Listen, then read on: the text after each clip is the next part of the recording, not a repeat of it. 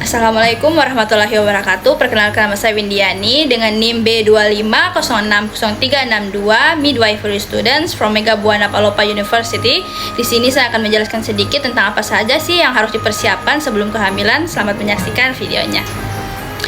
Yang pertama, bunda wajib konsumsi asam folat minimal 1 bulan sebelum hamil, atau jika bunda sudah merasa saya berisiko untuk hamil, mulai konsumsi asam folat 400 mikrogram setiap harinya, karena asam folat ini sangat bagus untuk perkembangan si kecil, apalagi di bagian saraf otak. Yang kedua, 50% ibu hamil di Indonesia itu mengalami anemia atau kekurangan zat besi, yang dimana zat besi ini bagus untuk perkembangan otak si kecil. Jadi disarankan ibu untuk melakukan screening zat besi pada trimester pertama kehamilan dan diulangi lagi pada umur kehamilan 28 dan 32 minggu kehamilan. Yang ketiga, pastikan kehamilan itu direncanakan agar berat badan bunda dalam kondisi yang ideal, karena stunting itu dimulai sejak kehamilan dan bukan hanya pada ibu yang terlalu kecil, tetapi pada ibu juga yang terlalu gemuk. Yang keempat, yaitu persiapan laktasi, yang dimana proses menyusui ini bukan hal yang terlalu sulit dan bukan hal yang mudah, dimana bayinya belajar, ibu juga belajar. Jadi disarankan ibu untuk melakukan konsultasi kepada tenaga kesehatan untuk mengetahui bagaimana sih cara menyusui yang baik dan yang benar.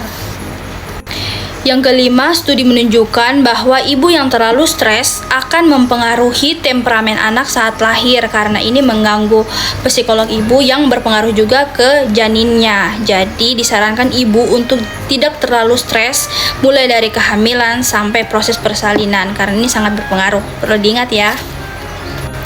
Dan yang keenam, yaitu pastikan gaya hidup bunda dan suami itu baik, tidak minum alkohol, tidak merokok, tidak meminum obat-obatan, karena ini sangat berpengaruh bagi pertumbuhan dan perkembangan si kecil.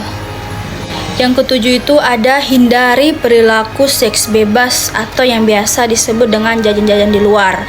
Jadi bunda maupun suaminya itu sangat-sangat tidak dianjurkan untuk ganti-ganti pasangan ataupun melakukan seks bebas di luar sana, karena selain sangat merugikan, ini juga akan berisiko pada kesehatan bunda dan suami, karena seperti yang kita tahu bahwa perilaku seks bebas itu bisa berisiko terkena penyakit HIV, AIDS, atau penyakit menular lainnya yang belum diketahui cara penyembuhannya dan belum ada obatnya. Jadi harus perlu diingat ya.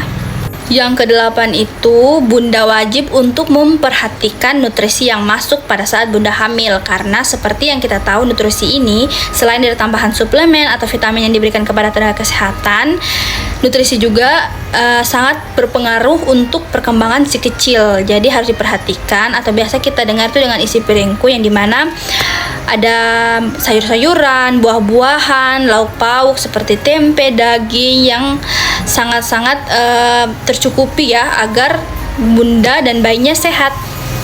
Dan yang terakhir yaitu yang dimana persiapan finansial, yang dimana bunda juga harus mempersiapkan agar untuk menghindari terjadinya, jika tidak diminta-minta, bunda membutuhkan dana darurat saat proses persalinan.